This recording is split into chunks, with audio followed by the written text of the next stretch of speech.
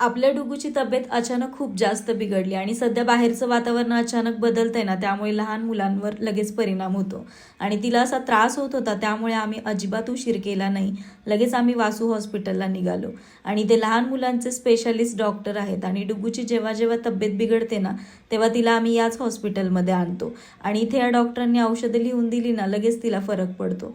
त्यामुळे आम्ही विचार न करता लगेच इथे आलो आणि डॉक्टरांनी व्यवस्थित चेक केलं आणि औषधं लिहून दिली. मग घरी आल्यानंतर डुगूला थोडंफार खाऊ घातलं, कारण पोटात काहीतरी गेल्याशिवाय औषध देऊन चालणार नाही.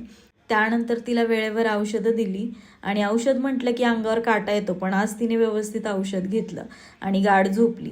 मी विचार केला, चला ती झोपली तर पटकन सगळी कामं आवरून घेते. पण खरं सांगू का, माझं लक्ष कामात पण लागत नव्हतं तिची तब्येत ठीक नसल्यामुळे. मन अगदी अस्वस्थ होतं आणि आता 5 तासांनी उठल्यानंतर तिला बरं वाटतंय आणि तिला खेळताना पाहून माझं मन शांत झालं.